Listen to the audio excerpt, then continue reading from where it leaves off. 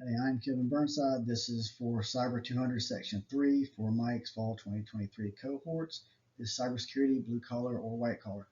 I'm going to go ahead and apologize up front for my inability to talk for very long periods of time without coughing. So this will be recorded in sections because of that. I apologize if that comes off disjointed, but in order for me to be able to get through it and for it to be fair and understandable for everybody, that's just how we're going to have to do it this time.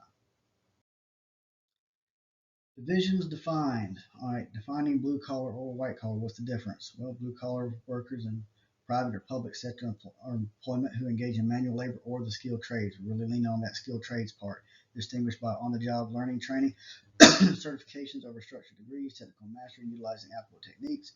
White collar is workers in public and private sector employment who engage in administrative, clerical, managerial, scientific production. Distinguished by structured education agendas, increasing degree requirements for promotion, high-level oversight, and adaptive thinking utilizing flexible theories. Now, we need to stress that you're a professional either way, no matter what side this falls on. Now, what are some good examples of blue collar? I really look for jobs that kind of straddle that line already. In blue collar, and I came up with actually some fairly common ones that are really important. First of all, CNC machinist. CNC machinist is a programmer. They just don't use C++ or Python. Now they're starting, some of them are starting to, but they have their own CNC language that they use, but they're a programmer. Radio telecom technicians, they're networkers. A lot of people that do this job have a Cisco network certification or some sort of other networking certification. And I would also include Cisco network technicians themselves. When they start out, when they're in their journey, their job, their working conditions, their adherence to OSHA, their safety concerns, their pay, everything is really akin to a blue collar worker. Now, examples of white collar jobs. Well, everybody thinks of accountant, actuary, tie, suit, you know, engineer, and executive officer. You also got to think that mechanical engineers, and electrical engineers really straddle, and civil engineers all straddle that blue collar, white collar idea. So let's keep that in mind as we go forward. All right, blue collar white versus white collar by the numbers. As of October 2023, the cybersecurity workforce deficit is between 3 and 4.5 million. Now, I had to aggregate this from many sources, a lot of different sources from the Bureau of Labor Statistics to Fortune to Glassdoor, and this is the high and low that I came to. Even at 3 million, that's a fairly big job deficit. Now, that's not just in the U.S. U.S. job deficit sits around 770,000. Now, workforce growth is projected to be 9 to 12% year over year. Projected job growth in available jobs is 31% by 2029. You may say, look, that 9 to 12 is going to catch up to that 31 in 4 years. Fortunately, with the existing deficit and with the way that job growth is calculated, it unfortunately will not meet that deficit. Now, when it comes to pay, blue collar versus white collar, you'll see that blue collar at the beginning, at lower end, is sitting at 652, white collar sits at 709, and at high end, blue collar sitting at 1114, and white collar is 1634. Now that's weekly median earnings right in the middle, but you have to remember that there's a larger percentage at that low end than there is at high end, especially in white collars. Actually, 19% of white collars at that low end, while only 4% of blue collars at the low end. That's also based on a 40-hour work week. I want you to keep that 40-hour work week in mind as we go forward and talk about some of these other um, regulations and differences going forward. When we get to how the government differentiates the two, we look at how they're regulated. The biggest two that regulations I see that apply to this blue collar versus white collar is the Fair Labor Standards Act and OSHA. I'm actually going to start with the bottom one, OSHA, first. When it comes to blue collar, white collar, records keeping is very important in both, but white collar is usually records keeping in order to tabulate and do data analytics. With blue collar, records keeping is important because they need to know what types of injuries, the type of people are involved in the industries, and they use that to better regulate different work environments. You also see that blue collar OSHA regulates physical hazards, while white collar OSHA usually is focused on ergonomics, repetitive motion injuries, carpal tunnel syndrome, standards of living. You also see OSHA for define training certifications for blue collar. Blue collar and OSHA, they have a lot of serious certifications you must meet, not so many for white collar. On the flip side, for OSHA, for white collar, has a bigger focus here in the last couple of years on active shooter and workplace violence plans, while blue collar, they don't really worry about it so much. They're outside. They're usually in bigger groups, so they don't see them as such a soft target.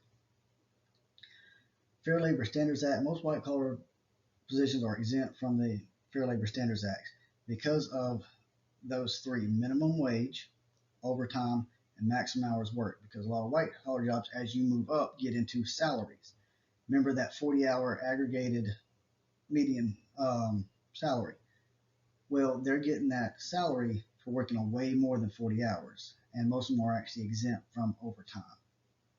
So something to be aware of when it comes to blue collar or white collar. Well, good thing is look at your paycheck. Are you getting paid hourly? Are you getting your overtime? Or your salary working way more than 40 hours? When it comes to job prep paths for blue collar versus white collar, certification is universal. Okay, in blue collar job prep paths, you have apprenticeships, which also on the job a lot. You go to some, they're split between class time, testing, and on the job certifications, OSHA certifications, and recertification. You'll see that 3 out of 4 certifications. For white collar college, also have certification. Instead of research, they usually rely on continuing education, which is going to more classes or learning more complicated skill sets or derivative skill sets from your base skill set. And so instead of being recertified on being a master of your original skill set. And soft skills training, people management, sales skills, um, communications are real big when it comes to job prep paths between the two. Now, when we look at job prep paths and is it blue collar or white collar, is cybersecurity both? Well, both have certifications, but the big difference is apprenticeships. Both can get college degrees, but apprenticeships. And actually, according to apprenticeship.gov, at the last apprenticeship sprint, they created 194 certified apprenticeships for cybersecurity, ranging from cybersecurity analysts to IT project managers. So that answers a question that yes, there are apprenticeship options for cybersecurity. Let's look at job prep by numbers.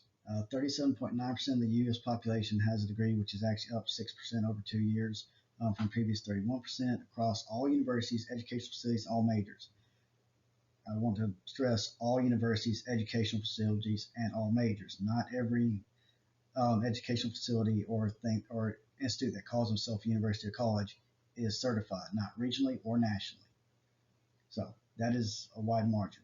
Now, that seems like it'd have a deep focus there on, okay, this has got to be white collar. That many people got degrees and they're pursuing this field. Well, unfortunately, only 6.2% have a computer science related degree across mathematics, computer science, cybersec, software engineers, and other related majors.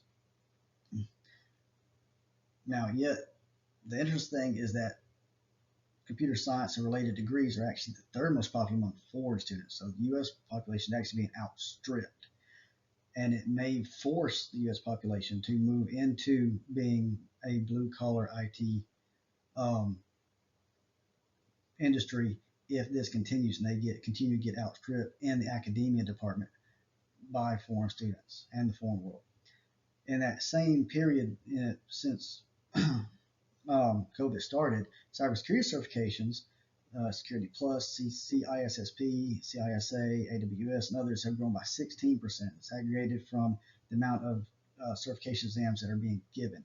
So there is a shift that those certifications have always been important, but they're actually getting more important as our cybersecurity industry matures.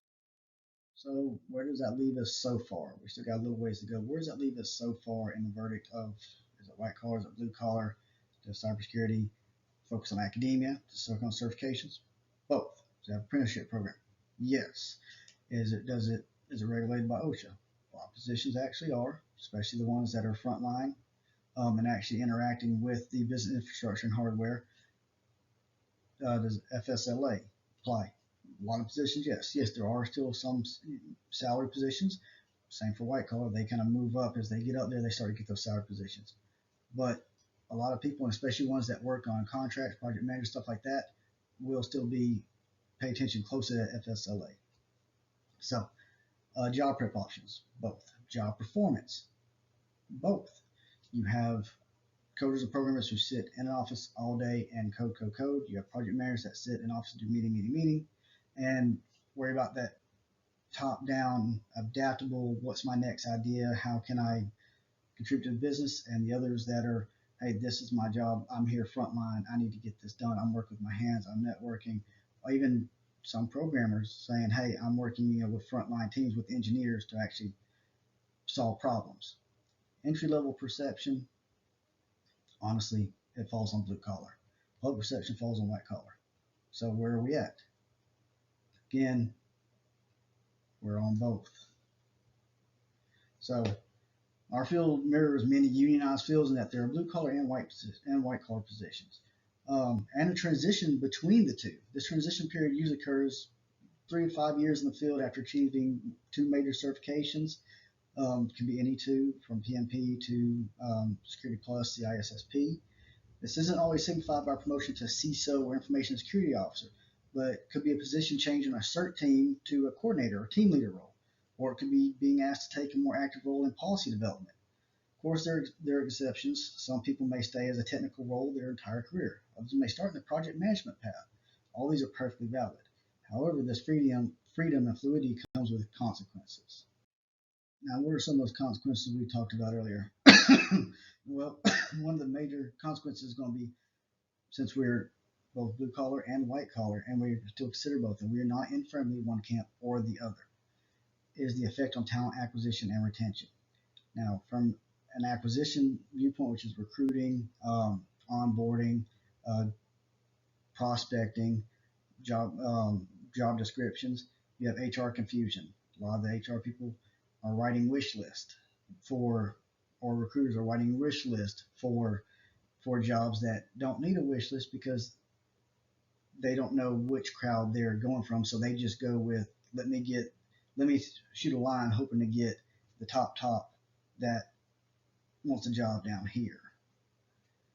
So lack of standardization across job categories. If you don't know if you blue collar, white collar, and you don't know your recruiting pool and where you're looking from and where you're recruiting and how you're recruiting these people, you can't standardize, because if Google sees them as white collar and Amazon sees them as blue collar, let's take a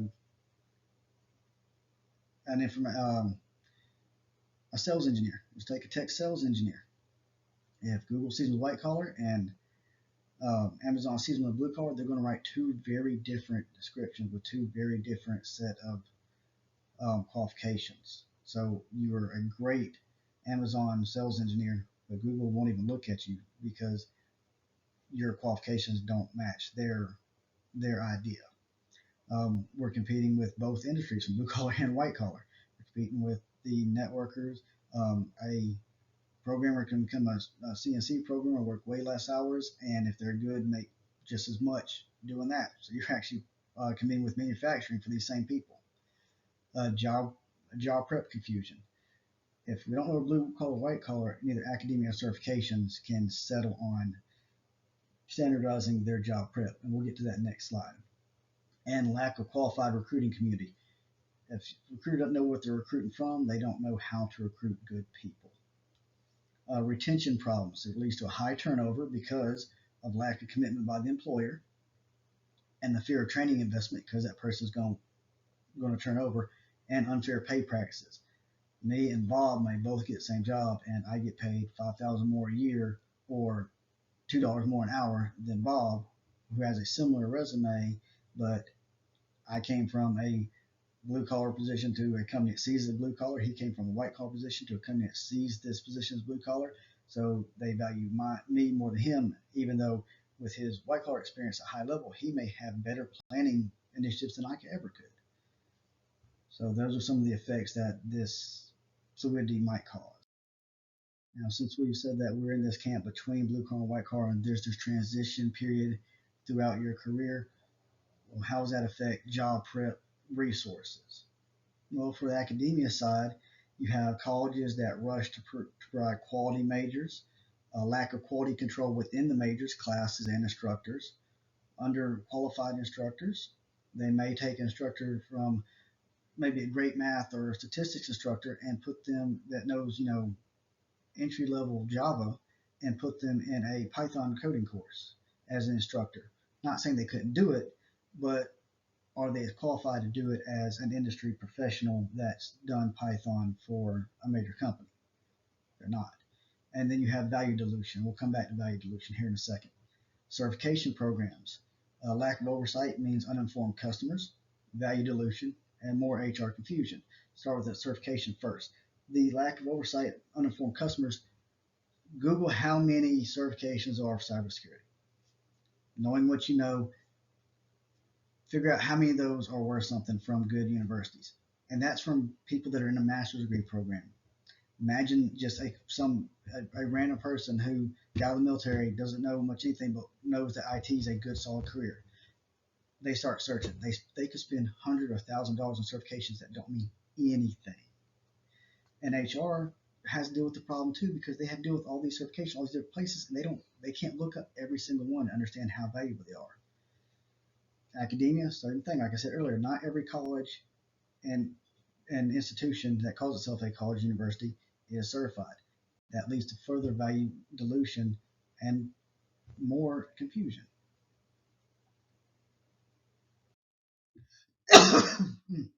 Okay, so how can we as cybersecurity professionals? We've decided that we are in between blue collar and white collar. There is actually a transition period that you will see, but some people may stay on the blue collar side, some people may start on the white collar side. How can we help rectify this going forward? What changes can be made? What changes could the industry as a whole make?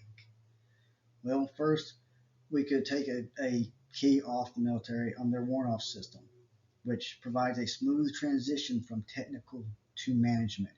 It retains and practices those key skills that they developed at first line, actually doing the job, and they continue to perform some of those same key skills, but it values those skills and allows them to disseminate and keep practicing and be a great subject matter expert, even in a management position, even when they have command authority. And they have top-down oversight with first-line leader feedback. You'll get that feedback from them that you get from a first-line leader with the power to be open and honest about it because they have top-down oversight, both command authority and general professionalism.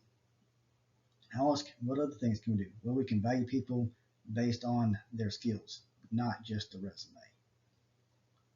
Don't just when you get into a position and you're working with these people and you want new people in your crew, talk to HR, help them standardize their job requirements, help them open up. Not every job needs a CISSP. Help them see that. Assist and train your HR coordinators, your hiring coordinators, your recruiters. Let them know what you're actually looking for. And lastly, join ISSA, ISOC, and other groups to let voice be heard that this is a major thing that is important. Now, this is from this. This is the cyber workforce demand. I'm not going to go through this whole thing, but I will say, look at the bottom there. That 59% of technologists say that hands-on learning is the best way to apply new skills. That's a blue collar thing. We need to make sure that hands-on learning is important and valued.